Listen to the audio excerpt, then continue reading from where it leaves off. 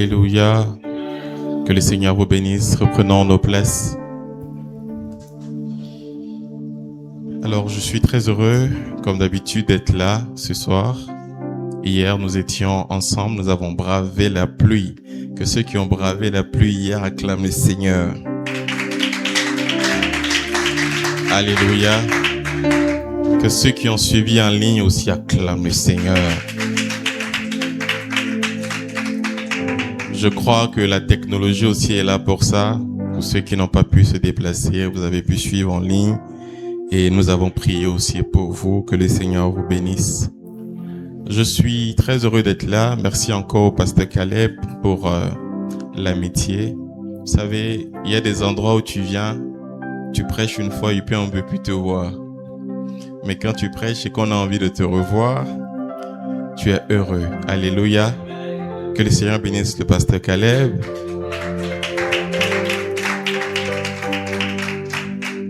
Qu'il bénisse également l'assemblée, le frère excellent que tu es. D'ailleurs, aide-moi à saluer ton voisin. Salue-moi ton voisin de droite, ton voisin de gauche, tous tes voisins. Aujourd'hui, quand on est venu, que j'ai vu qu'il n'y avait pas d'électricité, j'ai dit au pasteur Kala, j'ai dit, moi, chaque fois que moi je viens prêcher ici, si ce n'est pas la pluie, c'est le courant. Demain, ça sera quoi? L'enlèvement? Mais on partira tous. Alléluia. Alors, je suis très heureux d'être là, de continuer dans ce programme Alpha. On est au quelième jour? On est au 10e jour de Alpha. Et depuis hier, le Seigneur est en train de nous faire voyager dans les Écritures.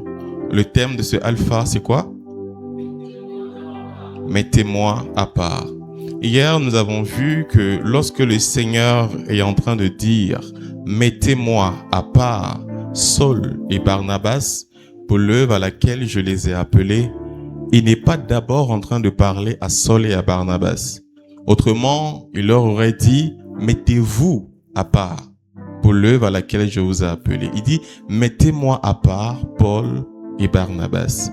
Ce qui veut dire que cette instruction était adressée aux personnes qui étaient dans le cercle direct de Saul et Barnabas. Et nous avons vu hier que dans Acte 13, Luc nous décrit très bien que dans l'environnement direct de Saul et Barnabas, il y avait une garnison de prophètes et d'enseignants. Amen.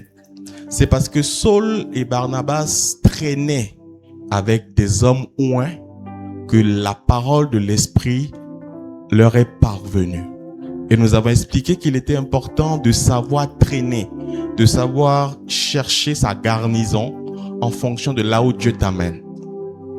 Je veux revenir dessus pour dire que Paul et Barnabas avaient un appel apostolique sur leur vie.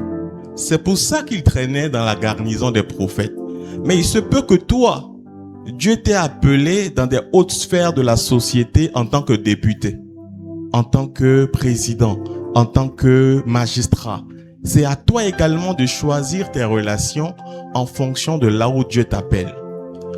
Parce que tout à l'heure, j'écoutais un monsieur qui menait un développement, qui disait que, mais en Afrique, on a beaucoup d'églises. Chaque 2 rues, on a des églises, mais l'Afrique n'est pas développée. Oui, mais c'est parce que les Africains, beaucoup ne comprennent pas que la foi, c'est une chose. Mais de l'autre côté, il faut travailler. Et beaucoup d'entre nous, et je sais que ça ne sera plus ton cas, ont considéré que parce que je marche avec des prophètes, j'aurai tout de suite la connaissance scientifique pour être un bon magistrat. C'est faux. Alléluia. Les prophètes peuvent t'oindre, mais tu as besoin de la connaissance dans le domaine. Jésus lui-même est allé dans le temple pour lire. On a besoin de s'instruire. Alléluia. Et moi, je crois en cette génération de chrétiens ouins et instruits. Alléluia. Ouins, mais instruits. Capables de prêcher au pupitre. Capables d'opérer un malade. Capables de prêcher au pupitre. Capable de coudre un beau vêtement, capable d'être excellent à l'église et capable d'être excellent dehors. L'un n'annule pas. Alléluia. Et nous avons vu également que lorsque Dieu dit « Mettez-moi Paul et Barnabas pour l'œuvre à laquelle je les ai appelés », il est en train de dire que chacun d'entre nous, nous avons une œuvre à laquelle Dieu nous appelle. Vous voyez, Paul et Barnabas n'étaient pas garés dans l'église comme n'importe qui. Ils étaient déjà dans une garnison de prophètes. Donc, je disais que quand Dieu lui dit « Mettez-moi à part », c'est vrai, il parle de consécration, mais on était tous d'accord hier que si Barnabas et Paul étaient déjà prophètes ou docteurs, cela veut dire que les deux avaient déjà un certain niveau de consécration. Et là, j'ai introduit la notion de la consécration identitaire et la notion de la consécration fonctionnelle. Tu peux être dans l'église et être consacré, mais pas encore consacré là où Dieu te veut. Alléluia. Parce que dans la notion de consécration, il y a les niveaux de consécration. C'est ainsi que lorsque Dieu est en train d'instruire la naissance de Samson, il donne des instructions même à la maman en disant « Pendant que tu as cet enfant dans ton ventre, tu ne dois plus boire du vin. Tu ne dois plus faire ceci. » Parce que le niveau de consécration dont cet enfant a besoin, c'est une consécration générationnelle. C'est-à-dire que la consécration de Samson ne doit pas commencer avec Samson, mais commencer avec la mère de Samson. Donc, dans la notion de consécration, il y a des niveaux de consécration. Donc, j'aimerais t'exhorter, toi qui m'écoutes, à ne pas te contenter de ton niveau de consécration. Parce que c'est lorsqu'on commence à se contenter que le diable finit par nous avoir. Alléluia. Et mon thème hier, c'était quoi? Ceux qui se rappellent? Très bien, merci beaucoup. On acclame le Seigneur. Le rôle des hommes dans la destinée. Ce soir, je veux continuer un peu dans ce sens. Je dirais que je fais une partie 2, mais avec un sous-thème que j'ai intitulé « 10 types d'hommes nécessaires dans la destinée ». 10 types d'hommes nécessaires dans la destinée. Quand tu auras fini d'écrire, tu peux m'aider à le dire à ton voisin de derrière. 10 types d'hommes nécessaires dans la destinée. Nous allons nous tenir debout. Nous allons lire notre texte de base. Acte 13, le verset 2. La Bible dit « Mettez-moi à part Barnabas et Saul pour l'œuvre à laquelle je les ai appelés. » Amen. Nous prions. Saint-Esprit de Dieu, nous voulons te confier ces moments. Que je diminue et que toi tu croisses. Que je disparaisse et que toi tu apparaisses. Dépose les mots justes dans ma bouche afin que ton peuple reçoive l'instruction dont il a besoin. En ce soir, au nom de Jésus, j'ai prié. Amen. Alléluia. Reprenons nos places. 10 types d'hommes dont nous avons besoin dans la destinée. 10 types d'hommes nécessaires dans la destinée. Hier, nous avons établi que l'homme est le moyen par lequel Dieu bénit l'homme. En d'autres termes, Dieu ne fait rien pour un homme sans un homme. Voilà pourquoi il est très dangereux de s'isoler lorsqu'on est dans la société. Parce que vous ne savez, d'ailleurs, dis à ton voisin, je suis peut-être ton boss, ton patron. Tu vois, c'est compliqué à dire. Oui, parce que tu ne sais jamais qui tu rencontreras dans la future société où tu vas postuler.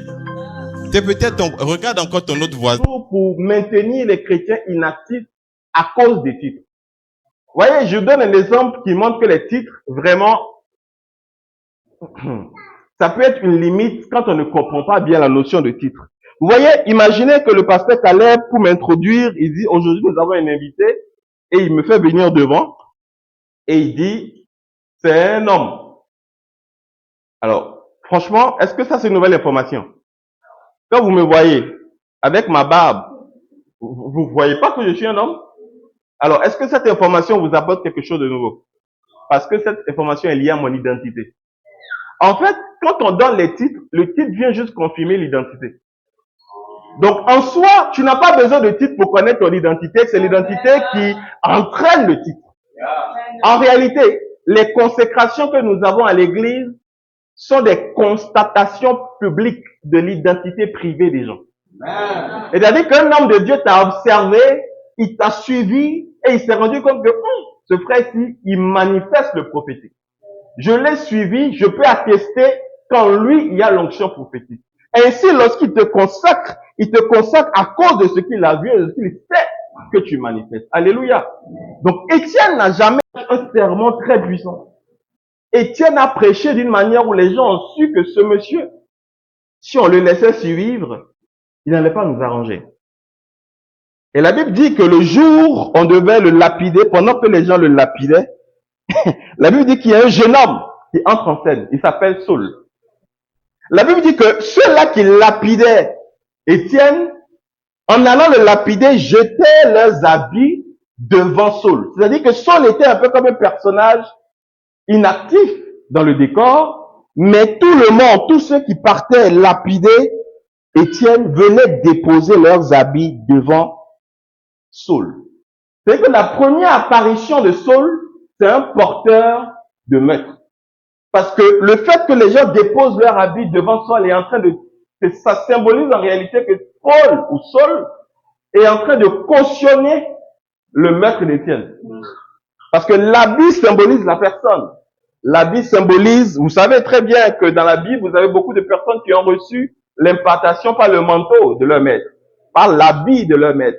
La Bible dit que ceux-là qui persécutaient Étienne sont venus déposer leurs habits au seuil, au pied de Saul. Donc Saul apparaît alors qu'il voit Étienne. Mais moi j'aime dire que, vous voyez, quand les hommes de Dieu quittent cette terre, les manteaux ne les suivent pas. C'est-à-dire que chaque fois que vous voyez un homme de Dieu quitter la terre, son manteau est sur terre. Et son manteau cherche qui attraper. Je suis le seul qui pense que Saul a attrapé inconsciemment le manteau d'Étienne.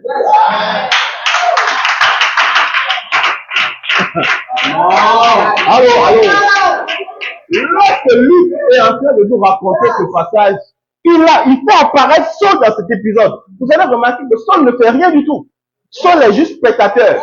Mais quand tu lis la suite de l'histoire de Saul, tu comprends qu'il était spectateur, mais l'onction l'a attrapé. Vous avez besoin d'Étienne dans vos vies. Des gens qui n'ont pas besoin d'interagir avec vous, mais qui vous impactent positivement. Ça veut dire que Saul était spectateur. D'ailleurs, lorsque vous lisez le chapitre qui suit, la Bible dit que Saul a continué dans cette rage qu'il avait contre les chrétiens. Et qu'il est reparti à la chasse pour tuer les enfants de Dieu. Mais, puisque l'onction d'Étienne l'a attrapé, le Seigneur l'a cherché. L'onction est un marqueur qui fait que Dieu te suit. Amen. Vous voyez que avant de rencontrer Étienne, Saul pouvait tuer les chrétiens, Dieu ne faisait rien. Alors, Saul, il attaquait les enfants de Dieu, il persécutait l'église, mais jusque-là, Dieu n'avait rien fait. Mais dès que Étienne est parti, que son manteau est resté, et que son manteau a attrapé Saül, Saul, la Bible dit que la prochaine fois que Saul a voulu repartir, Dieu l'a attrapé sur son cheval. Vous avez besoin d'Étienne. Les Étienne, ce sont des personnes qui sont utiles dans les moments de votre vie où vous êtes égarés. Parce que Saul, moi j'aime bien faire la part entre Saul et Paul. Saul pour moi c'est la version persécuteur de Paul et Paul c'est sa version apôtre. Donc les Étienne sont des gens utiles dans votre vie quand vous êtes au plus bas. Quand vous êtes peut-être encore chrétien, mais que vous vivez dans certains domaines de vos vies des situations qui n'honorent pas le Seigneur. Là vous avez besoin d'un Étienne. Un Étienne qui vous affecte par l'onction. Et vous allez voir que ce sont des personnes, quand vous allez les rencontrer, ces personnes-là vont susciter en vous une nouvelle rencontre avec Dieu. Parce que c'est après avoir rencontré, en griffe, Étienne, que Paul lui-même fait la rencontre de Dieu. Après, il y a des gens, quand vous les rencontrez, vous faites de nouvelles expériences avec Dieu. Je suis en train de parler des 10 types de personnes dont vous avez besoin dans votre destinée. Vous avez besoin d'Étienne. Les Étienne n'ont pas besoin de vous connaître. Les Étienne n'ont pas besoin d'interagir directement avec vous. Mais à partir du moment où vous êtes, il y a des onctions comme ça. Alléluia. Il y a des onctions comme ça. Comment Élisée est mort? Ses ossements peuvent ressusciter des morts. Alléluia. Élisée est mort, ses ossements ressuscitent un mort. Il y a des personnes comme ça qui n'ont pas besoin de vous parler. Quand elles sont dans votre environnement, l'environnement est saturé. Alléluia. Moi, j'aime quand je me promène et que je prêche et que l'environnement est fortement attaqué. Parce que je sais que ce que je m'apprête à sortir est dangereux pour le monde des ténèbres. Parce qu'on ne jette des pierres à l'âme qui porte des fruits. Alléluia. Il y a des onctions comme ça. Dès que vous êtes, c'est comme si cette onction a un périmètre de définition et que dans ce périmètre, l'onction oblige tout esprit contraire à l'esprit de Dieu de se soumettre à la volonté de Dieu. Vous avez besoin d'Étienne. Alléluia. Des gens, vous n'avez pas besoin de discuter avec ces personnes-là H24, mais ces personnes-là vous affectent avec une dimension d'onction. Le manteau ne quitte pas la terre. Le manteau est toujours sur terre. Alléluia. Petite parenthèse. Vous voyez, souvent les gens parlent d'onction et les gens parlent de manteau, n'est-ce pas? On a souvent tendance à confondre l'onction et le manteau. L'onction, c'est la capacitation divine de Dieu pour une opération spécifique. C'est-à-dire que quand Dieu tourne, il tourne pour une fonction. C'est une capacitation divine pour opérer dans une fonction. Alléluia. C'est ainsi que vous pouvez avoir un bishop qui a 80, 90 ans, qui prêche depuis 20 ans, qui a reçu l'onction de l'apostolat. Et vous pouvez avoir un autre jeune homme de 30 ans, qui a lui aussi reçu l'onction de l'apostolat. L'onction, comme je dis, c'est juste un marqueur pour dire telle ou telle personne a reçu la capacité d'opérer dans cette fonction. Alléluia. Mais la différence, c'est que le jeune homme de 30 ans et le monsieur de 80 ans n'ont pas le même manteau. Le manteau, c'est l'onction plus l'expérience. Vous comprenez? Le manteau, c'est l'onction plus la durée de vie sur terre.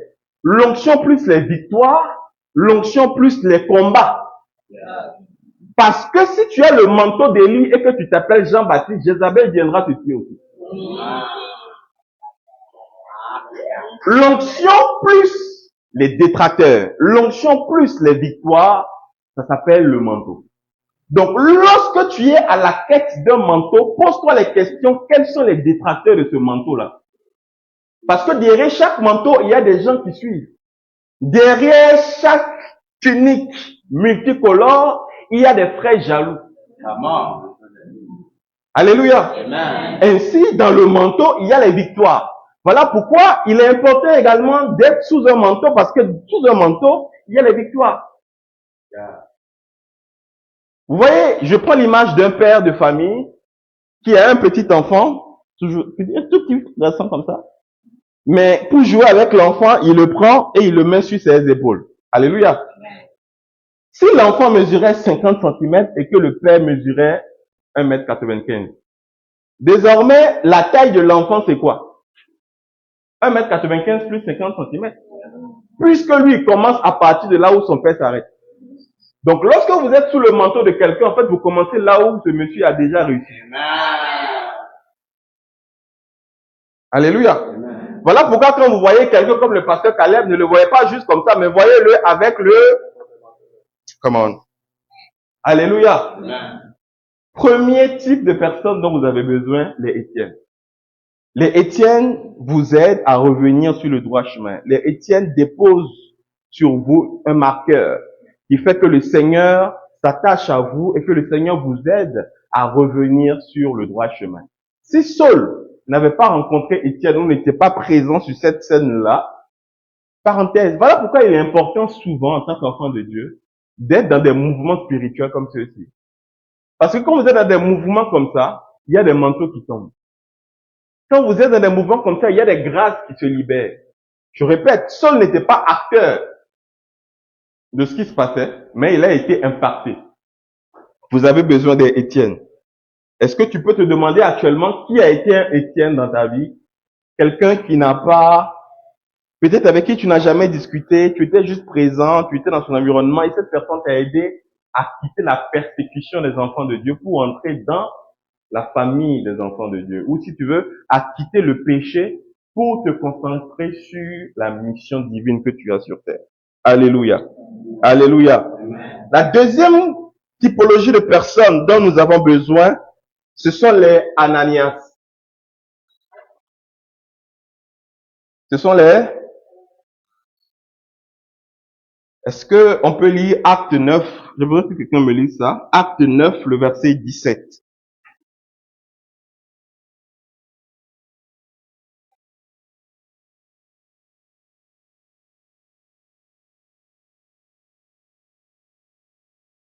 Acte 9. Oui. Ananias sortit, Mhm. et lorsqu'il fut arrivé devant la maison, Oui. il imposa les mains à Saul Oui. en disant, Oui. Saul, mon frère, Oui. le Seigneur Jésus, Oui. qui t'est apparu sur le chemin Oui. par lequel tu venais, Oui. m'a envoyé pour que tu recouvres la vue Mhm. et que tu sois rempli du Saint-Esprit. Yeah. Continue, oui. Au même instant, Oui. il tomba de ses yeux comme des écailles et il recouvra la vue. Alléluia. Il se leva et fut baptisé. Amen. Amen. La deuxième typologie de personnes dont vous avez besoin, ce sont les Ananias. J'appelle les Ananias les activateurs. Lorsque le manteau a été, Saul a été localisé par le manteau d'Étienne et qu'il a ensuite rencontré le Seigneur, la Bible dit qu'il a été aveuglé. Parce que lorsque Dieu veut travailler avec toi, il faut d'abord qu'il change ta manière de réfléchir et de penser. C'était une image de Dieu qui était en train de nous dire que pour marcher avec lui, il faut changer ta manière de voir. Alléluia. Parce que tu ne peux pas être un bon Paul si tu n'as pas d'abord été aveuglé. En réalité, lorsque Dieu rencontre Saul, il aveugle Saul. Mais celui dont les yeux s'ouvrent, c'est Paul. Alléluia. Lorsque Dieu rencontre Saul, il aveugle Saul. Saul tombe. Mais celui qui se lève et qui retrouve la vie après, c'est Paul. Parce que Saul a la nature du persécuteur, mais Paul a la nature de l'apôtre. Ainsi, il fallait que le persécuteur soit aveuglé pour que l'apôtre puisse naître. Parce que dans un même bateau, on ne peut pas avoir deux capitaines. Saul et Paul ne peuvent pas fonctionner au même moment. Mais remarquez que Paul était en Saul. Paul était en Saul, mais Paul était endormi. Quand Dieu dit mettez-moi à part, il est aussi en train de dire réveille ton Paul. Réveille ton vrai toi. Alléluia. Le diable a cette stratégie-là. Vous voyez que de la même manière que Saul était prolifique dans le milieu de la persécution, il est devenu tout autant excellent quand il est devenu apôtre. Parce que Saul était vraiment, il faisait vraiment peur. Tout le monde parlait de lui. Vous allez le voir plus tard, vous allez vous rendre compte que, à un moment donné, Saul, qui donne sa vie au Seigneur Jésus, donc devenu Paul, va arriver à Jérusalem avec les apôtres. La Bible dit que personne ne voulait s'approcher de lui, parce que tout le monde connaissait son histoire, et personne ne voulait croire que Saul était devenu Paul. Non. Les gens se disaient jamais. Vous savez, il y a des gens qui ne vont jamais, il y a des gens qui, malgré votre sincère repentance, ne croiront jamais que vous avez vraiment changé. Mais si on arrive à ce niveau, imaginez le niveau de bassesse où Saul est allé. Parce que si on a du mal à croire que tu es changé, c'est que tu es vraiment descendu très bas.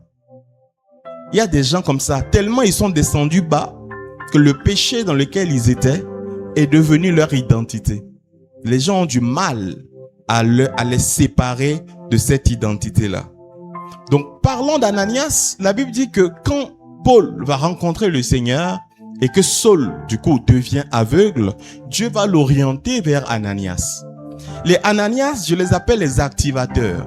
Pourquoi? Vous avez besoin d'Ananias. Vous voyez, quand Ananias rencontre Paul, Ananias dit à Paul, Dieu m'avait déjà parlé de toi. Dieu m'avait dit que tu ferais ça et que je devrais t'imposer les mains par rapport à ceci. Quand je préparais mon message, il y avait un autre message que j'ai voulu vous prêcher. La doctrine de l'imposition des mains. Parce que Paul c'est l'exemple parfait que l'imposition des mains a une place importante dans la vie de l'homme. Au début de son ministère, Paul a reçu l'imposition des mains d'Ananias.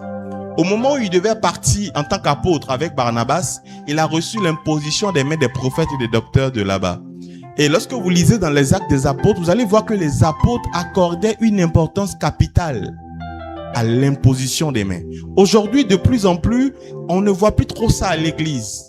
Mais c'est important. Il y a des grâces qui se communiquent par imposition des mains. Je sais qu'il y a eu un magicien dans les Actes des Apôtres qui, ayant vu comment l'imposition des mains a transformé, il a dit, voici de l'argent, apprends-moi comment tu fais ça. Alléluia.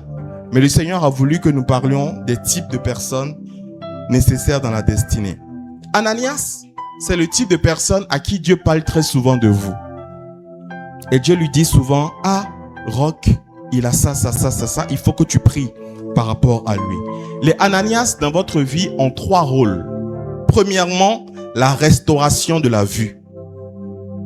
La Bible dit que Saul a retrouvé la vue. Donc je disais que Paul, pour moi, a retrouvé la vue. Retrouver la vue, c'est retrouver la vision. Parce qu'il y a une différence entre la vue et la vision.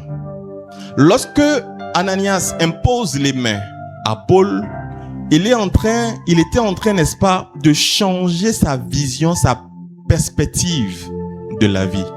Il est en train de dire à Paul, voici désormais comment tu dois regarder la vie. Voici comment tu dois regarder la vie. Les Ananias, quand vous les rencontrez, vous aviez peut-être l'impression que la vie ne vaut pas d'être vécue. Et quand vous les rencontrez, ces personnes vous montrent que, mais toi, avec tout ce que Dieu a déposé en toi, voici comment je vois ta vie. Et ces personnes changent votre perspective de la vie. D'après vous, pourquoi des gens se suicident? Les personnes qui se suicident sont des personnes qui ont une mauvaise perspective de la vie. Ce sont des gens qui ne voient que le verre à moitié vide, au lieu de voir le côté plein. Les Ananias sont des correcteurs de vue. Quand vous les rencontrez, même lorsque tu as des problèmes et que tu dis, pasteur, mon frère, voilà, ça ne va pas. Ils trouvent toujours le moyen de te faire comprendre que ce que tu vis là, c'est certainement parce que Dieu a tel ou tel projet pour toi. Ananias a pour mission la restauration de la vie, de la vue. Deuxièmement, l'activation de l'onction. Parce que la Bible dit que quand il a imposé les mains à Paul, il a reçu l'Esprit Saint. Alléluia.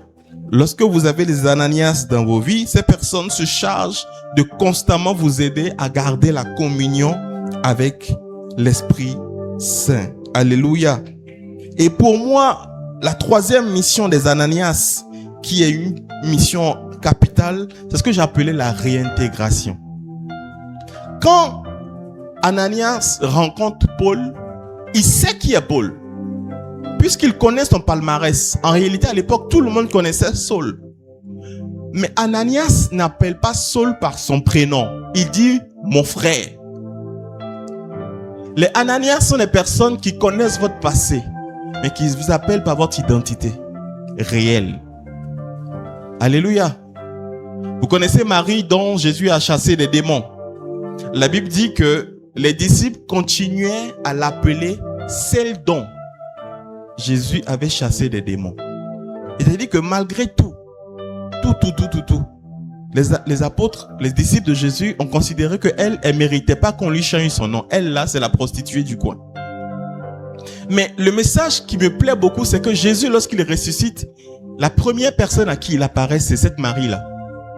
Mais quand il lui apparaît, il ne l'appelle pas celle dont j'ai chassé des démons. Il l'appelle Marie. Alléluia. Je dis à quelqu'un, peu importe le nom que les gens t'ont donné, focalise-toi sur le nom que Dieu te donne. Parce que vous savez, l'homme s'est spécialisé dans le fait de donner des noms.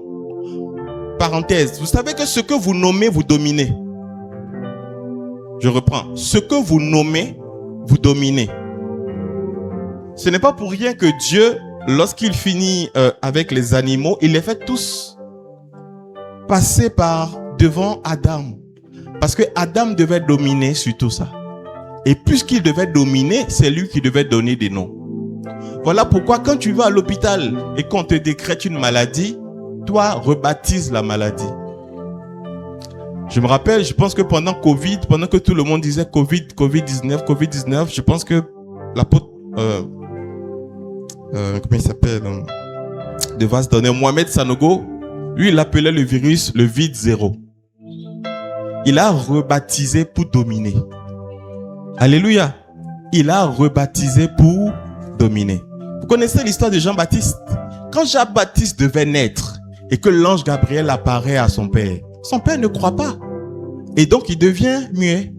Mais regardez le moment où ce monsieur retrouve la capacité à parler. C'est quand devant Élisabeth, les membres de la famille ont voulu donner un nom à Jean. Ils ont voulu donner le nom à l'enfant pour le dominer. Parce qu'ils disent à la mère Élisabeth, comment on va l'appeler? Élisabeth dit, il va s'appeler Jean. Et les gens disent, mais attends, dans notre famille, c'est bizarre, on n'a pas de personne qui s'appelle Jean. Pourquoi vous voulez que lui, il fonctionne comme les gens de votre famille? Alléluia. Et la Bible dit qu'à ce moment précis, l'onction tombe sur le père Zacharie et Zacharie retrouve la capacité à parler. Et Zacharie dit non, il s'appellera Jean. Pourquoi? Parce que. Alléluia. Donc, Ananias favorise la réintégration de Saul. Il appelle mon frère, comme pour lui dire, désormais, tu fais partie de la famille. Les Ananias sont les personnes qui vous font sentir comme à la maison. Lorsque vous tombez et que vous revenez, vous avez besoin de Ananias. De Ananias qui doit vous appeler mon frère. Qui doit pouvoir dire, je sais, j'ai entendu. Parce que vous savez que bizarrement, à l'église, les rumeurs circulent plus vite que la lumière. À l'église, si quelque chose s'est passé le matin, avant que tu n'arrives le soir, tout le monde est déjà au courant. Mais Ananias, c'est quelqu'un qui sait, qui a entendu, mais qui t'appelle quand même, comment? Mon frère, ma sœur. Est-ce que tu peux m'aider à dire à ton voisin, mon frère, ma sœur? Alléluia. Mon frère, ma sœur. La troisième catégorie de personnes, la troisième typologie de personnes dont on a besoin dans notre vie, c'est ce que j'appelle les sauveteurs en temps de crise. Les sauveteurs en temps de crise. Est-ce que nous pouvons lire, quelqu'un va m'aider à lire Acte 9, le verset 23 au verset 25. Acte 9, le verset 23 au verset 25. Quelqu'un d'autre prendra Acte 9, le verset 29 et le verset 30. Oui. Pour tuer Paul.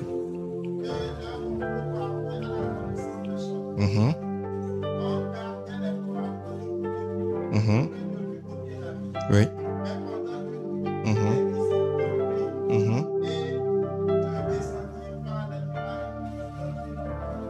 Ah, amen. Acte 9, le verset 29.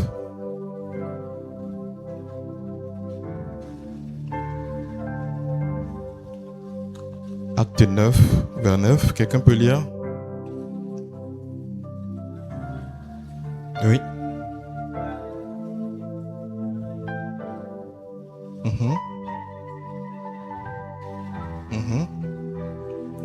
Allons-y au verset 30. Oui. Oui. Amen. Ici, nous avons deux événements qui ont le même cœur. Les gens essayent de tuer Paul. À Damas, où il a rencontré Ananias, la Bible dit que Paul a commencé à opérer dans l'appel de Dieu. Il a commencé à prêcher avec force. Il a commencé à évangéliser. Il a commencé à annoncer la parole de Dieu. Mais la Bible dit qu'à un moment donné, les gens de Damas ont voulu le tuer. Et la Bible dit que les disciples de Damas ont tout fait pour exfiltrer Paul de Damas. Ils ont tout fait pour l'exfiltrer. D'ailleurs, ce passage me fait rire parce qu'on dit qu'on l'a fait sortir par un trou dans la muraille dans une corbeille. Vraiment, un grand gaillard comme ça, quelle corbeille peut le contenir? Vous imaginez pas un peu la scène? Surtout qu'à l'époque, on avait de grandes murailles. On a fait un trou dans la muraille et on a essayé de le faire descendre. J'imaginais les gens qui tenaient la corbeille comme ça et puis on le fait descendre petit à petit comme ça. Ce sont des gens qui ont pris le risque de faire sortir Paul. Parce que pendant l'exfiltration, Paul aurait pu tomber, il aurait pu mourir. Pendant l'exfiltration, on aurait pu venir les découvrir, on aurait pu venir les attraper. Je suis sûr qu'ils l'ont fait sûrement pendant une nuit. Mais je suis sûr qu'on aurait pu les attraper. Mais les disciples de Damas ont pris le risque d'exfiltrer Paul. Je suis en train de parler des 10 types de personnes dont vous avez besoin dans la vie. Vous avez besoin des disciples de Damas. Des gens qui sont capables de prendre le risque pour vous.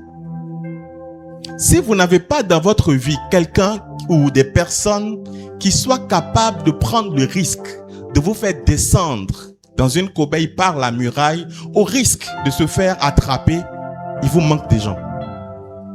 Parce qu'il y aura des moments, je vous dis la vérité, si vous vivez longtemps, il y aura des moments de votre vie où tout le monde vous aurez l'impression que tout le monde est contre vous. Parce que si Paul a dû quitter Damas, ça veut dire que l'environnement dans tout Damas était contre lui. L'environnement était hostile à Paul dans Damas. Mais dans cet environnement, Dieu a suscité des disciples pour l'exfiltrer. Alléluia. Est-ce que tu as des gens qui, à un moment donné, quand ça ne va pas, des personnes qui sont capables de payer le prix, c'est ça, de payer le prix, de prendre le risque pour t'exfiltrer. Pareil, après, la Bible dit qu'à Jérusalem, il y a des personnes qui ont essayé de le tuer à nouveau. Et la Bible dit que les disciples, les apôtres ont fait quoi? Ils l'ont envoyé à Tars.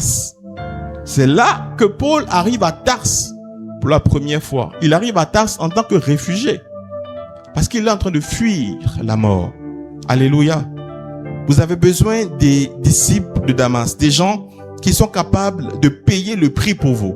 Des gens qui peuvent parler pour vous, qui peuvent prendre le risque pour vous. Amen. Troisième type de personne. Quatrième type, et là j'aborde des types que j'aime bien. Quatrième type de personne dont vous avez besoin des Barnabas cautionneur. Barnabas, j'ai mis ici Barnabas le cautionneur. Est-ce qu'on peut lire Acte 9, le verset 26 au verset 27? Acte 9, le verset 26 au verset 27.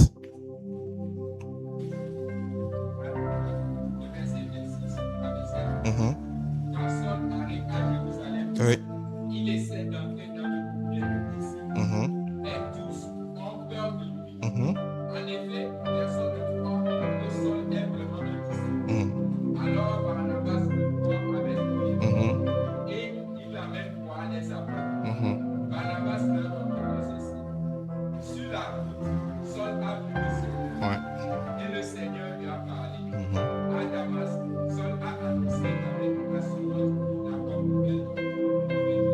Amen. Alléluia. La Bible dit que Paul est à Jérusalem et qu'il essaye d'intégrer les disciples. Un peu comme toi, tu essayes peut-être d'intégrer un département. Tu essayes d'intégrer tel département. Tu essayes d'être actif dans l'église. La Bible dit que les gens n'avaient pas confiance en lui. N'avaient pas confiance. Et c'est à ce moment-là qu'entre en jeu Barnabas. Barnabas, j'ai relevé dans Barnabas 3 typologies de personnes. C'est pour ça que je disais que vous pouvez retrouver dans une même personne 3 typologies. J'ai mis la première typologie que je trouve, c'est le cautionneur. Vous savez, quand vous allez à la banque pour prendre un prêt, la banque demande généralement quoi? Une caution. Cela veut dire quoi? Au cas où vous n'êtes pas capable de rembourser le prêt, la caution sert, n'est-ce pas, de remboursement pour la banque. Mais dans ce contexte où personne ne faisait confiance à Paul, Barnabas s'est porté caution. Barnabas s'est porté caution. Et si vous lisez le récit, vous comprenez que Barnabas n'avait pas rencontré Paul avant. Barnabas n'avait pas rencontré Paul avant. Et quand je lis le verset que mon frère vient de lire là, vous comprenez que Barnabas est tellement informé de l'histoire de Paul parce qu'il dit, ah, Paul a rencontré le Seigneur sur le chemin, il est ensuite allé à Damas, il a prêché à Damas. Je me suis interrogé, je me suis dit, mais à quel moment Barnabas a su que Paul s'était comporté comme ça à Damas? Parce que nulle part on nous dit que Barnabas a rencontré Paul à Damas. Donc, soit Barnabas avait rencontré Paul à Damas, soit, voici ce qui s'est passé, et je pense que c'est ça. Au moment où les gens commencent à trop parler de Saul, la rumeur circule que le meurtrier est là. et que le meurtrier veut intégrer les départements. Et je pense que Barnabas a pris Paul de côté et a discuté avec lui. Il dit, frère, je te connais, ton nom là, on a connu ça ici. On savait tout ce que tu faisais. Maintenant, dis-moi, comment ça s'est passé? Quel est ton témoignage? Et je pense que Saul a expliqué à Barnabas tout ce qui s'était passé depuis, etc., etc. Mais Barnabas, sans avoir vu, a cru. Vous avez besoin des cautionneurs dans votre vie. Des gens qui croient à votre parole sans avoir vu. Des gens qui sont capables de se porter caution pour vous. Si vous n'avez personne qui peut se porter caution pour vous dans cette vie, you are in danger. Alléluia. Souvent, la personne qui se porte caution pour toi, c'est cette personne-là qui donne du poids à ta personne. Je ne sais pas si vous comprenez. Si tu pars à la banque faire un prêt et qu'on te dit que le président, et tu dis que le président Trump, c'est lui qui est le garant, c'est lui qui est la caution de ton prêt, même si tu demandes combien. Puisque tu as derrière une personnalité appelée Trump qui est ta caution, ta valeur monte pour la banque. Je dis que tu as besoin des personnes caution parce que ces personnes-là seront pour toi un effet levier dans la vie. Si Barnabas n'avait pas cautionné Paul, Paul ne serait jamais entré dans le groupe des disciples. Tu as besoin de quelqu'un qui sera ta caution. Quelqu'un qui pourra dire, je sais que personne n'est parfait sur la terre. Mais Roch, si vous avez Roch avec vous, je peux vous rassurer que rien de grave n'arrivera. Et si quelque chose arrivait, je me porte garant de lui. Tu dois avoir des gens comme ça. Est-ce qu'aujourd'hui, tu as... Parce que le problème, c'est que souvent, on tombe dans la dépression quand on n'a pas cette catégorie de personnes-là. Personne ne m'aime. Personne ne m'aime. Je parle, personne ne me croit. Je parle, personne ne me croit.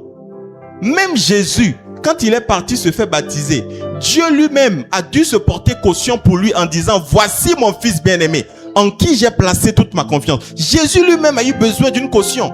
Il y a eu une voix qui a retenti. C'est parce qu'il y a eu la caution derrière Jésus que les gens l'ont suivi. Il y a une voix audible qui s'est fait entendre. Celui-ci est mon fils bien-aimé. Quelle est la voix qui te cautionne où tu pars? Parce qu'il ne faut pas entrer dans la spiritualité et te dire que partout où tu passes, il doit y avoir des voix que les gens vont entendre. Voici mon fils Roch. Donne-lui le poste. Non, non, non, non, non. Alléluia. Il y a des gens que Dieu va positionner dans des endroits qui seront des cautions pour toi. Est-ce que vous connaissez l'histoire de David? Est-ce que vous savez comment David arrive pour la première fois au palais? David n'arrive pas au palais pour la première fois parce qu'il est roi. Il arrive au palais pour la première fois parce que le roi a besoin d'un joueur de la harpe. Mais voici comment les choses se passent. Il y a un serviteur dans la maison de Saül qui dit à Saül, je connais un fils d'Isaïe qui est dans la brousse là-bas, qui joue très bien de la harpe. En gros, ce serviteur de Saül s'est porté caution pour David et a dit, ce monsieur, on peut le faire venir. David est d'abord arrivé dans le palais parce que quelqu'un s'est porté caution pour lui. Il y a des endroits où tu n'entreras que parce que quelqu'un s'est porté caution pour toi. Quelqu'un a déposé une garantie morale pour toi. Parce que, bien aimé, l'argent ne fait pas tout. L'argent ne fait pas tout.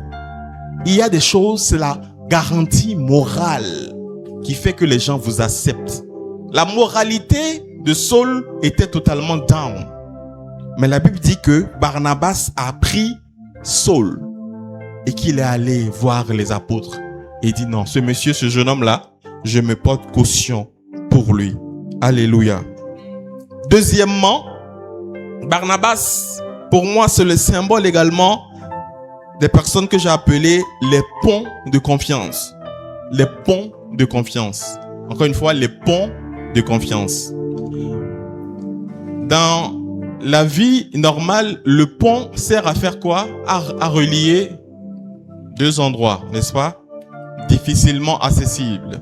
Quand on fait un pont, c'est parce que normalement, pour quitter du point A au point B, c'est plus ou moins compliqué. Lorsque vous devez atteindre un endroit que vous jugez loin ou que vous jugez compliqué d'accès, vous devez savoir qu'à ce moment précis, vous avez besoin d'un pont de confiance. Il y a des personnes qui sont des ponts de confiance. C'est-à-dire que si vous regardez bien dans votre vie, il y a des personnes que vous connaissez, mais la vérité, c'est que ces personnes-là, you reach out to them. Vous avez connecté avec elles parce qu'il y a eu un pont. Alléluia.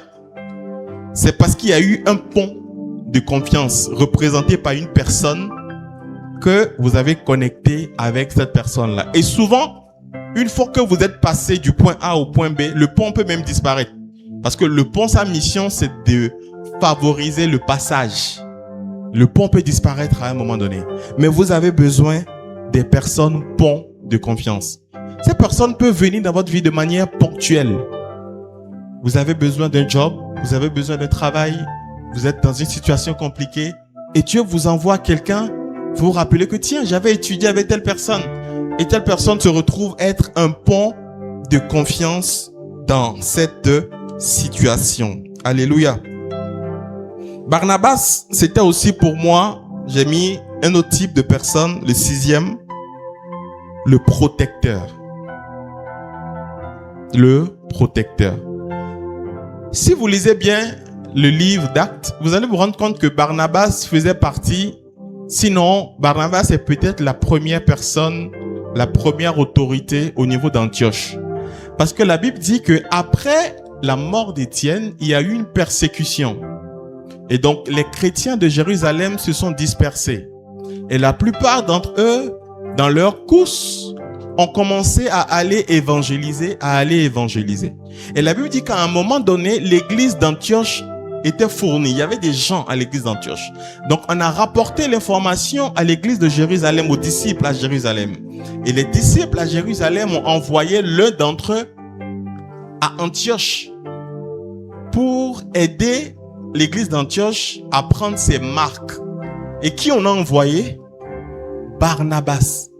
Voilà pourquoi quand vous comprenez cette histoire, vous vous rendez compte que c'est Paul qui a manqué du respect à Barnabas. Parce que Barnabas, c'était un peu comme le pasteur Caleb. Alléluia. Quand Barnabas dit à Paul, on va partir avec Marc, et que Paul ose dire à Barnabas, non, comprenez que Paul est en train de parler à Barnabas. Barnabas, le pasteur. D'ailleurs, et moi j'aime les détails, quand vous lisez Acte 13, la Bible dit qu'il y avait dans l'église d'Antioche des apôtres, des docteurs, des prophètes. Qui on cite en premier? C'est Barnabas. Ça veut dire que dans l'ordre, c'est Barnabas le premier. Et allez relire le verset premier. Qui on cite en dernier? C'est Saul. Parce que c'est lui qui était le dernier dans le groupe. Mais le dernier s'oppose au premier. Alléluia. Le dernier s'oppose au premier, à Barnabas. Donc vous avez besoin de Barnabas en tant que protecteur. La Bible dit que quand Barnabas veut aller à Antioche, il fait le détour. C'est Barnabas qui s'en va chercher Paul à Tarse. Lisez, vous allez voir. La Bible dit que Barnabas va chercher Paul à Tarse. C'est lui qui va le chercher pour le ramener à Antioche. Tellement il a vu en Paul son protégé. Il n'a pas voulu le laisser. En fait, les protecteurs sont des personnes qui, même quand elles reçoivent une promotion, veulent toujours vous faire partie avec elles. J'ai vu dans une entreprise, on a affecté le directeur général.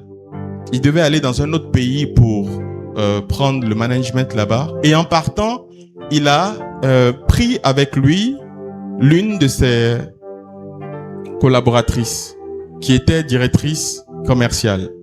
Donc tellement le lien de travail était fort entre le directeur et la directrice commerciale que lui, il n'a pas voulu être promu sans elle la promouvoir.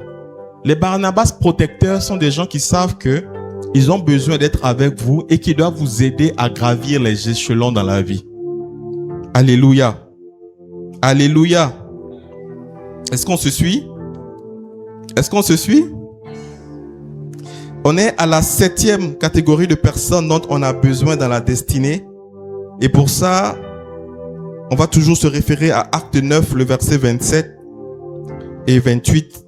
Et c'est le verset 28 qui m'intéresse. La Bible dit, « Il allait et venait avec eux dans Jérusalem. » Lorsque Paul arrive à Jérusalem et qu'il manque de validation et qu'il rencontre Barnabas et que Barnabas l'aide à intégrer les disciples, la Bible dit que Paul allait et venait avec qui? Avec les apôtres et les responsables. Alors, j'ai mis ici que les apôtres et les responsables sont ce que j'appelle les validateurs d'alignement. Des validateurs d'alignement. C'est parce que Paul finissait par marcher avec les apôtres et responsables que les gens ont fini par prendre Paul dans la dimension des apôtres. Alléluia. Dans sa période à Jérusalem, la Bible dit que Paul marchait, il allait et il venait avec les apôtres et les responsables.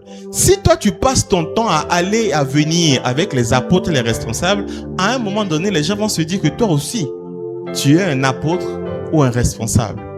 Les gens avec qui tu vas et viens sont des validateurs de ton alignement. Dieu a voulu d'abord exposer Paul publiquement avec les apôtres et les responsables. D'ailleurs, Paul a commencé à prêcher aussi à l'époque devant eux. Donc les apôtres l'écoutaient et les apôtres pouvaient l'aider aussi à corriger. Alors, les responsables pouvaient lui dire, ah tiens, voilà. Alléluia. Je vais vous raconter une petite histoire qu'un homme de Dieu a racontée qui m'a beaucoup béni. Il dit que dans une banque, il y avait le directeur. Le directeur de la banque, il avait rendez-vous avec un monsieur qui cherchait du financement. Il avait rendez-vous avec un monsieur qui cherchait du financement. Et au moment où le monsieur vient le voir, il vient voir le directeur de la banque. Il y a dans le hall de la banque beaucoup d'autres entrepreneurs, des gens d'un certain calibre, qui ont besoin également du directeur de la banque. Donc, on a un parterre d'hommes influents, une dizaine, une quinzaine de personnes qui attendent le boss pour s'entretenir avec lui. Et on a de l'autre côté le jeune chrétien qui, bon, ne sait pas comment il va faire, mais qui avait déjà quand même un rendez-vous avec le directeur. Alors, le directeur dit, voici comment les choses vont se passer. Il dit au petit, il appelle, il lui laisse un message. Il dit, je vais sortir de mon bureau parce que je ne pourrai pas te recevoir.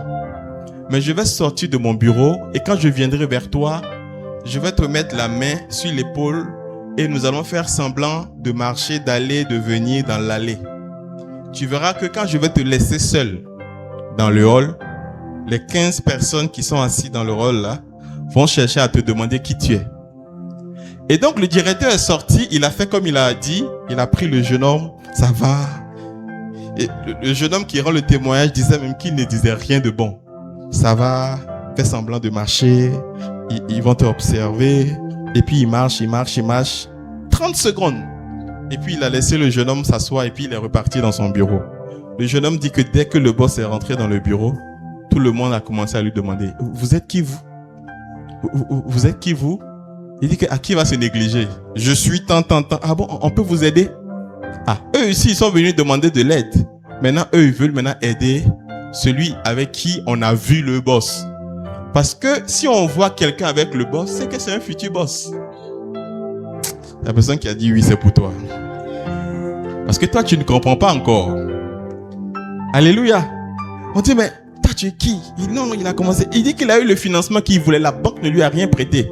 Mais il a eu le financement avec les gens qui étaient assis. Tu n'as pas idée des gens qui observent ceux que tu côtoies. Tu n'as pas idée des gens qui observent. Souvent, on te programme et puis tu viens faire la louange ici. Tu viens conduire les moments de prière. Tu sais que tu es en train de sortir sur Compassion TV. Tu sais qui t'observe? Qui va appeler le pasteur Caleb un jour? Il dit que c'est quelle sœur celle-là? Le Seigneur me dit que c'est ma femme. Pasteur Caleb, tes filles là, elles sont pas... elles sont toutes mariées. Quelqu'un peut appeler le pasteur Caleb? Je suis en train de suivre le direct là. Qui est habillé en vert là? Alléluia. En fait, chaque fois que Dieu te connecte à quelqu'un, c'est une plateforme d'exposition. Sur cette plateforme d'exposition, il y a des gens qui vont te découvrir ou pas. Il y a des gens qui ont découvert Paul parce qu'il marchait avec les apôtres et avec les responsables. Alléluia. Ça, c'est la 7e catégorie de personnes nécessaires dans la destinée. Ce sont les validateurs d'alignement. 8e catégorie de personnes, ça on en a parlé hier, je ne vais pas beaucoup en parler. J'ai parlé de l'église d'Antioche. Alléluia, l'église d'Antioche. Petit développement quand même par rapport à ça. Peu importe qui vous êtes, peu importe ce à quoi Dieu vous appelle, vous avez besoin d'une église locale. Alléluia. Vous avez besoin d'une église locale. C'est à Antioche que Paul a été lancé. C'est parce qu'il était serviteur à Antioche qu'à Antioche, on l'a lancé vers l'œuvre. À partir d'Antioche. Tu as besoin de l'église d'Antioche. Tu as besoin de cette communion fraternelle. Alléluia. Je ne vais pas trop m'attarder dessus. 9e catégorie de personnes dont on a besoin dans la vie, les Silas. On a également parlé de ça hier, n'est-ce pas? Les Silas, ce sont des personnes qui restent quand l'opportunité est donnée de partir. Des personnes qui s'imposent à toi comme étant des choix stratégiques parce qu'elles sont déjà compétentes et étaient dans la destinée. Et je vais terminer par la 10e catégorie de personnes. Et pour moi, si vous ne les avez pas à la fin de votre vie, vous aurez échoué votre vie. C'est ce que j'appelle les Timothées. Alléluia. Les Timothées. Et là, je vais quand même lire le texte que j'ai préparé. J'ai dit, la fin est stratégique. Une destinée n'est pas complète tant qu'elle ne produit pas de transmission. Timothée n'est pas seulement un compagnon. Il est un fils spirituel, un relais, une continuité.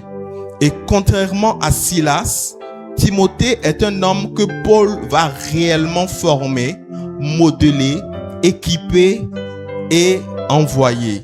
Paul le prend avec lui, il l'introduit, il le prépare et il lui confie un héritage doctrinal et spirituel. Vous avez besoin de Timothée dans votre vie. Vous savez, à un moment de la vie, on sent le besoin d'avoir des personnes qui sont pour nous comme des relais. C'est quand tu es pasteur que tu comprends ça. Que tu as besoin des gens qui comprennent la vision. Tu as besoin des gens que tu peux envoyer et dormir. Tu as besoin des gens qui sont des fils de repos. Des gens, tu peux compter sur eux. Parce que tu sais que ces personnes épousent la vision. Silas était déjà prophète. On l'a vu hier. Silas était prophète quand il a rencontré Paul. Paul l'a pris en tant que prophète. Donc, alors quelqu'un qui est prophète, il a été éduqué à une école. Paul avait sûrement un petit problème quand même avec Silas dans la manière de fonctionner. Mais Timothée, c'est Paul qui l'a déniché. Paul l'a même circoncis. C'est Paul qui l'a circoncis. Paul a tout fait. Paul a cherché Timothée. Il a bâti. Il a conçu. Tout ce que Timothée est devenu, c'était Paul prime. C'était la doublure de Paul. Voilà pourquoi Paul, en partant, va lui confier l'héritage doctrinal. Il dit, ce que moi je t'ai prêché, c'est ça que tu vas enseigner aux gens. Quand je prêche ainsi, vous pensez que cela n'a à voir qu'au spirituel. Mais c'est très faux. Même dans la vie de tous les jours, vous avez besoin des relais. Vous savez que c'est une déception pour les parents d'avoir réussi dans la vie et de voir qu'aucun des enfants ne veut suivre les pas des parents. C'est une déception. Même dans le ministère, c'est une déception de savoir que l'œuvre est là, mais il n'y a personne qui veut prendre le relais et courir. C'est une déception de savoir que tu as une entreprise qui réussit, mais tu n'as aucune personne de... Je vais vous dire quelque chose. Pour moi, et je pense que vous allez comprendre ce que je dis, la valeur la plus importante ici sur Terre, c'est la confiance. Les hommes les plus rares sur Terre actuellement, ce sont les hommes de confiance. Les hommes compétents, il y en a. Des hommes qui ont des doctorats, il y en a. Si vous mettez le prix, vous pouvez les recruter. Des comptables d'un certain niveau, il y en a. Tout ce que vous voulez, il y en a. Mais des hommes de confiance, il n'y en a pas beaucoup. Des Timothées sur qui Paul peut se reposer, il n'y en a pas beaucoup.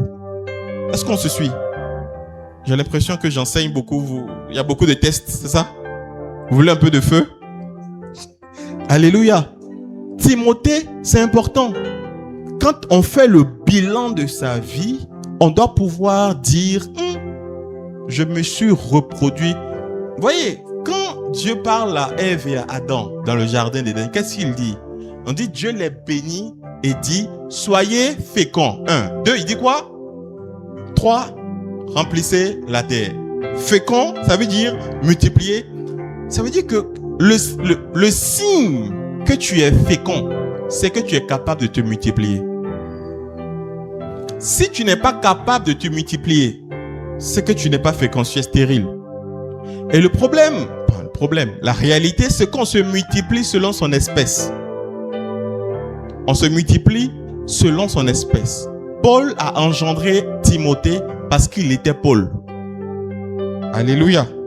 Donc, 10e catégorie de personnes, tu as besoin de Timothée. Des gens qui sont des relais pour toi. Je vais aller plus loin en disant que la race humaine, l'homme, était pour Dieu un Timothée. Vous savez ça? Je vous explique. Dieu ne s'est pas reposé le 7e jour parce qu'il était fatigué. Il s'est reposé parce qu'il avait créé l'homme. En d'autres termes, Dieu pouvait continuer le boulot. Mais parce qu'il a créé quelqu'un qui épousait sa vision, il a dit, je le laisse. Donc, comme une maman aime me le dire, toi là, tu es la continuité de Dieu. Tu n'as pas dit amen. Tes bras sont la continuité des bras de Dieu. Tes pieds sont la continuité des pieds de Dieu. Voilà pourquoi tu dois prendre conscience que là où tu es, Dieu est. Ce que tu touches, Dieu touche. Voilà pourquoi quand tu imposes les mains, tu dois croire que c'est Dieu qui est en train de te toucher. Nous sommes la continuité de la vision de Dieu. Je suis la prolongation des bras de Dieu, la prolongation des pieds de Dieu. Bien entendu, c'est de l'anthropomorphisme, c'est-à-dire que Dieu n'a pas vraiment de pieds, il n'a pas vraiment de mains.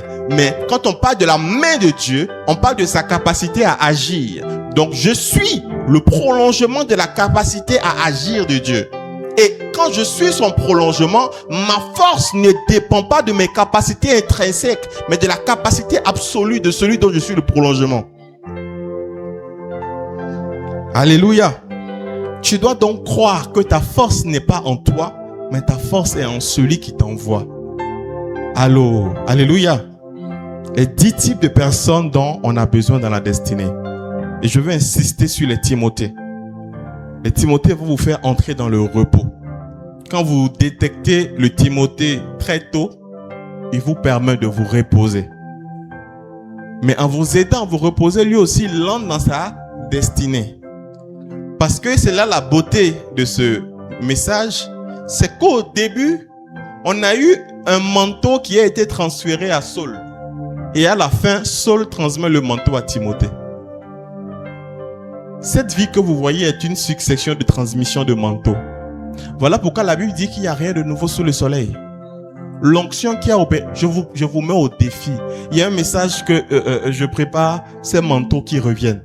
Peu importe qui vous êtes, si je vous analyse, je peux vous dire le manteau qui a opéré comme vous dans la Bible.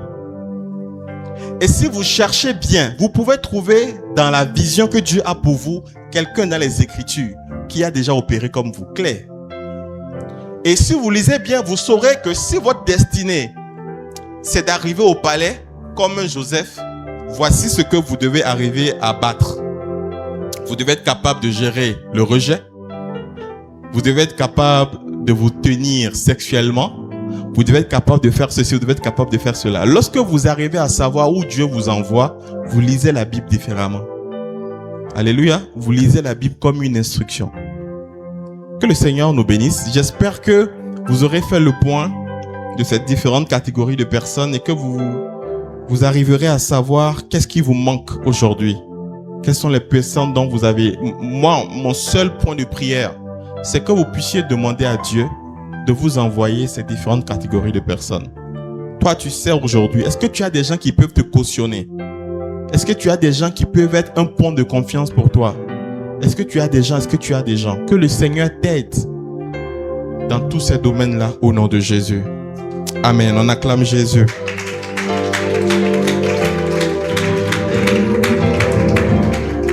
Amen. Tu vas te tenir debout et tu vas remercier le Seigneur. Tu vas lui dire merci pour ce message que tu as entendu. Tu vas lui demander de t'orienter et de faire parvenir à toi toutes ces personnes, toute cette typologie de personnes dont tu as besoin pour évoluer dans ta vie. Prie au nom de Jésus.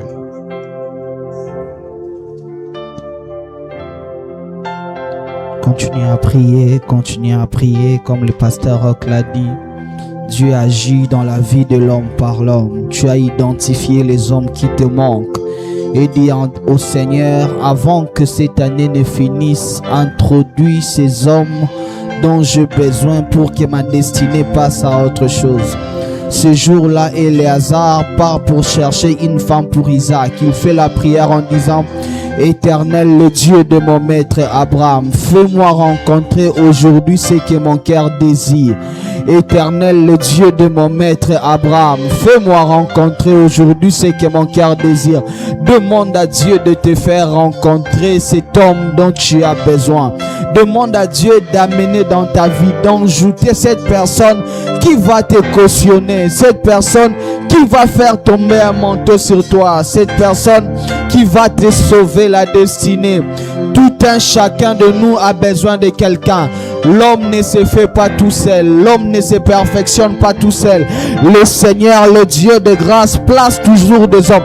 Est-ce que tu peux sérieusement prier, dire à Dieu: Seigneur, amène des hommes providence, des helping destinés, les aides de destinée, les aides de destinée. Le problème, c'est que parfois il n'y avait pas des hommes pour te cautionner. Parfois il n'y avait pas des hommes pour prendre les risques pour toi. Parfois il n'y avait pas des hommes pour témoigner pour toi. Il y a des hommes, le jour où ils témoignent pour toi, ta vie change. Il existe des hommes portes. Il existe des hommes portes. Est-ce que tu peux élever ta voix et prier? Seigneur, envoie-nous des hommes portes. Envoie-nous des hommes cautionneurs. Envoie-nous des hommes protecteurs. Seigneur, envoie-nous des Timothée. Envoie en cette église des hommes qui nous feront reposer.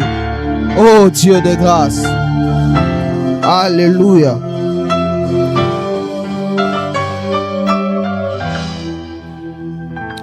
Il y a des prières qui paraissent simples, mais qui sont puissantes. Quand Dieu veut bénir un homme, il introduit un homme. Quand le diable veut détruire un homme, il introduit un homme. Que Dieu introduise de bonnes personnes dans ta vie. Que Dieu, en ce début d'année, introduise des hommes qui auront entre leurs mains la provision de Dieu pour toi. Moïse ne sait pas parler. Dieu lui dit: regarde Aaron ton frère, il parlera à ta place. Que l'Éternel te donne des hommes béquilles, des hommes qui vont pallier à tes handicaps, des hommes qui seront l'extension de tes faiblesses. Je prie le Dieu de grâce que l'Éternel mette au devant de toi des hommes qui parleront de toi pour que tes compétences te rémunèrent. Ce jour-là, Joseph croise dans la prison un homme des années après. Il dit à Pharaon: je connais un homme qui peut interpréter les songes. Je prie que Dieu t'envoie quelqu'un qui dira: je connais un homme qui peut bien gérer les données. Je connais un homme qui sait bien organiser les choses. Pour tel poste dont nous avons besoin dans l'entreprise, j'avais un collègue à la fac qui maîtrisait les statistiques. Je prie que Dieu t'envoie des hommes qui témoigneront à ta faveur. C'est vrai, les hommes t'ont beaucoup accusé, les hommes t'ont beaucoup cloué. Arrive une saison où des langues parleront à ta faveur. Arrive une saison où des langues parleront pour ton bonheur. Arrive une saison où des hommes témoigneront pour ton nom. Seigneur, envoie-nous ce type d'hommes, afin que notre destinée puisse s'éclairer. Au nom de Jésus-Christ, bénis ton serviteur. Nous avons ainsi prié. Amen. Est-ce qu'on peut acclamer pour le Seigneur glorieusement? Alléluia. Que le nom du Seigneur Sois béni.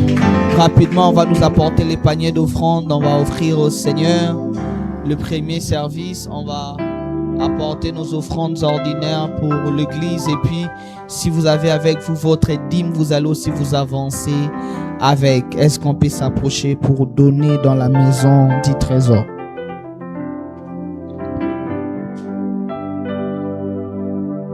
Approchons-nous.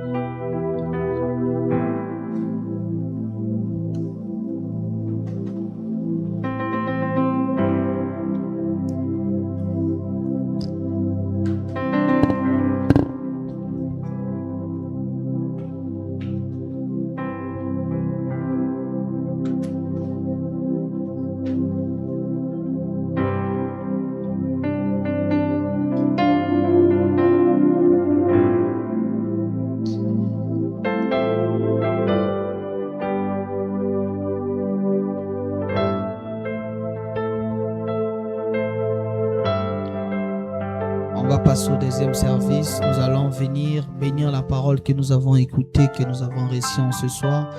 Tu vas venir bénir cette parole, cet homme de Dieu qui nous a parlé durant 2 jours, Galates 6. Et si tu as ta dîme aussi, tu vas t'approcher. Approchons-nous au nom du Seigneur. Galates 6, la Bible déclare que c'est lui à qui on enseigne face part de tous ses biens, c'est lui qui l'enseigne. Dans notre maison, nous avons l'habitude de bénir l'homme par lequel le Seigneur nous a bénis. Approche-toi et viens bénir la parole que tu as écoutée.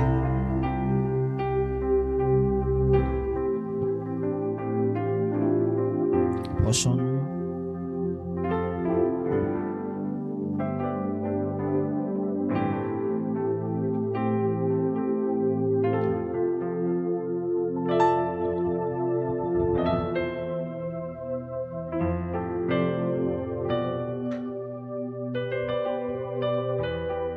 Nous allons prier pour les offrandes. Seigneur, nous te bénissons et nous te rendons grâce.